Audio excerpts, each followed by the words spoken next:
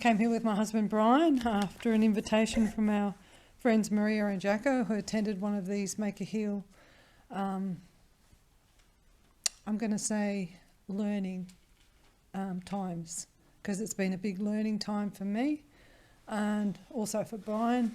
We've spoken about this every night because we go back to our room, we talk about the day. It's been really good for us as a couple to come along here and to receive the message, not just to hear it, but to receive it. I've been on a journey with my own health. I'd say during the pandemic, most of us had times of anxiety and probably didn't eat the best for our bodies. Prior to the pandemic, I was on a journey with keto, and I was like, I'm going to get my life back, I'm going to get my health good, and I dropped a lot of weight, and I was really happy with where I was, but it wasn't sustained. When the pandemic came along, so did the kilos, and they found me really quick. It took a long time to lose them, and they found me really quick. So I was just like, I was so disappointed in myself, and I didn't want to be where I was as far as my weight goes, because I just didn't feel good. The more you put on, the worse you feel, because you just feel heavy in yourself. And so when we were invited along to this, I didn't know what it was about, the Make a Heal. So I thought, yeah, he does, he heals, God heals. And so they started sharing a book that they already had. They hadn't been to it yet, but they were telling us about it, and they've got to come with us. We're going to go, you've got to come with us. And all right, well, we'll put our name down. It sounds really good, like we'll put our names down, but we didn't get to go with them. And I believe that God had a reason in that. It is because he wanted us to learn ourselves without other people to interrupt what we were learning. So in the beginning, it was hard work. It's still hard work. The fruit fast was something that I'd never experienced before.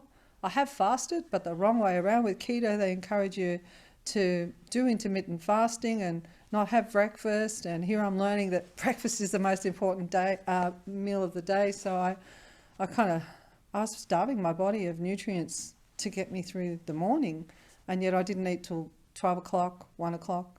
Sometimes if I was busy at work, I'd not start eating until maybe 1:30. And so I hadn't put anything good into my body other than maybe a cup of coffee or maybe a glass of water or a peppermint tea, but I really hadn't put any sustenance into my body that was going to get me through the day. So I've learned a better way to turn my day around, and I've taken the coffee out. It was hard in the beginning, getting rid of the caffeine. It's something that I've had for a long time. So the headaches were pretty bad in the beginning, but after a couple of days they went, so that was good. And I was happy that they left me, because I started to feel good about having breakfast and not feel guilty. Because with keto, you kind of like, you're on this carb-starved diet, and all you want is carbs, you know. And so having all these carbs after the fruit, we didn't even eat much fruit. Like, we weren't allowed to eat much fruit. We ate berries and strawberries and blueberries and probably not many other fruits. So I had years of starving myself of all the beautiful fruits, which I love. Yeah, and here we go, we're having these breakfasts. Fruit! Oh, good, fruit! Even the fruit fast started good, and then as the days went on, I was like, I'm looking forward to eating some food now, because I've had fruit and I want some food now. So the food was good, it was nutritious, and it was just having all those different varieties on the plate, having fruit with meat, and I'm like, oh, this doesn't work in my mind, but it was good, you know. We just never done things that way, so it was good. When I first started walking down that hill, because encouraged to exercise every day, I walked down the hill really good. I could do this, no worries, get down the hill, then I've got to come up. And I get about halfway up, and I'm like, oh, can't do this.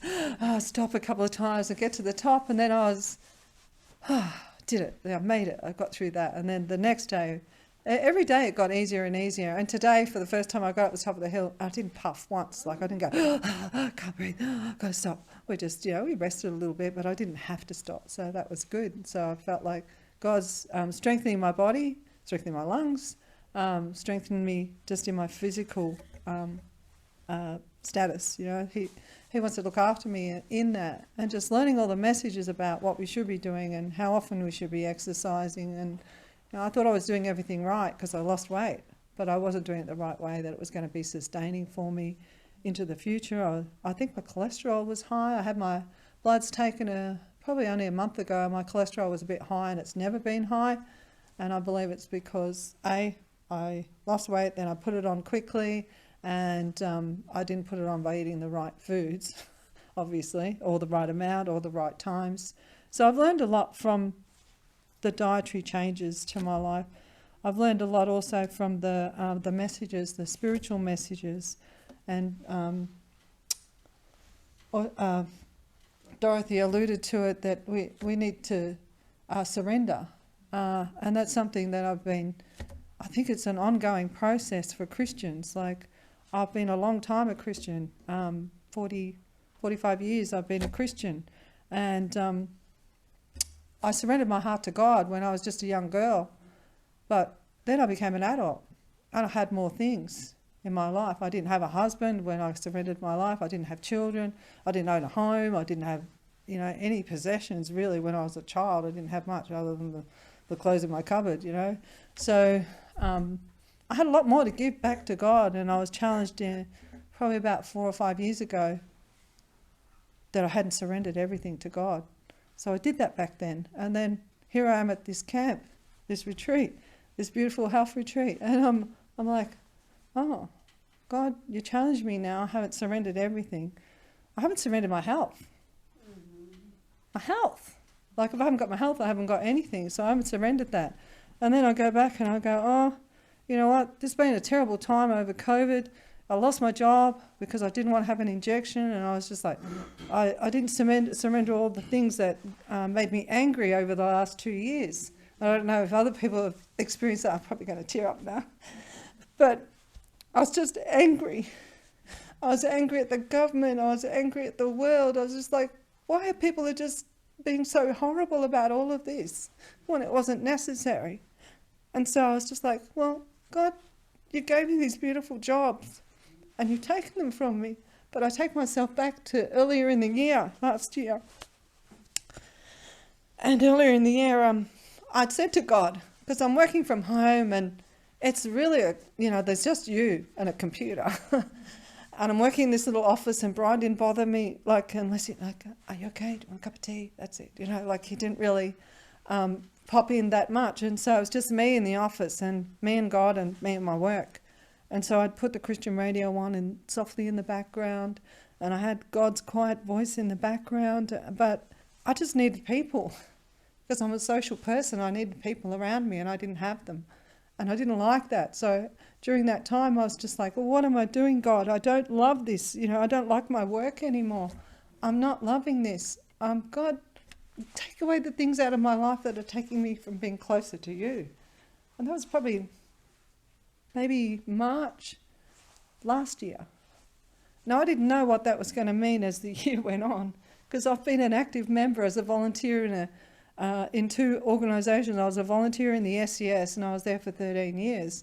And then I was a volunteer in the ambulance for 12 years. And there was, I love those things. I love serving my community. I love being able to say, God, you've taken me to this place, this incident, this accident, this trauma. Lord, I pray for these people. I was in my heart. Every job I went to, I was praying for these people.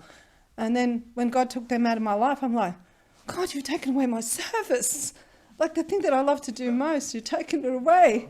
Like, I've got a gift of helps, Lord, you've taken it from me. And so I was just like, I was angry. That's where I'm going back with the anger. I was angry, with the government, because I believe that the government took it away, and then I had to go back, and I had to step back and say, well, God, I told you to take things out of my life that stopped me from being closer to you, and they took up a lot of my time. So I worked 8:15 till 5 o'clock in my job. I went to training on Monday nights for SES, training on Wednesday nights for the ambulance. I was on call on Wednesday nights, and on call 7 days a week, 24 hours a day. And I had a pager, and I always had a pager wherever I was. I had a pager for either the ambulance or the SES, one of them. I was on call. So I didn't have good sleep patterns, because sometimes you get a call out. If it's a storm, I was thinking, my heart is going out to my town when the storms are going. I'm thinking of all the people that are running off and sandbagging and doing something and putting tarps on roofs and doing all kinds of things during storms. And so my page is not going off. I've had 9 months of time to just be, wow, I should be getting my sleep regulated now.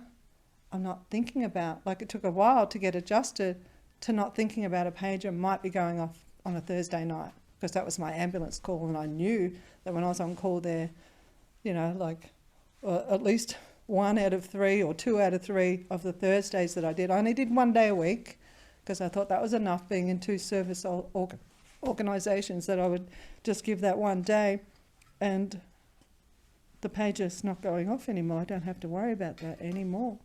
And I was just like, this is just quiet time, this is lull. And I did have to surrender that to God and say, God, you've taken away this service. You've got something else for me. I know that I'm a service-minded person, and I know that I love things of health. And when I came along here and it was all about health and, you know, helping people with their health, I just know that God wants me to take this health message away with me.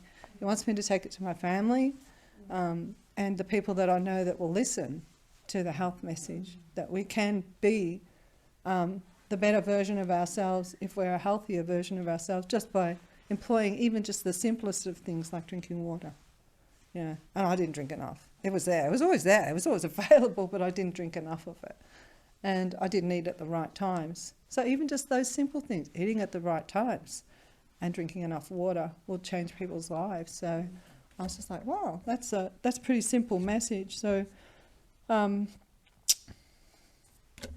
suppose I've mixed it all up a bit, but the commitments that I made to God and myself at this camp is that I'm still on the journey with my surrender. There are still things that He's going to keep bringing up in my life. What about this thing? You haven't done that one. You haven't done that one. And so it's never going to be just a once-off thing. We have to keep surrendering. Every time He brings something up, you go, okay, God, you've brought it to my attention. I've got to give it to you. So that's pretty much all I wanted to say about all of that. Man of sorrows, what a name.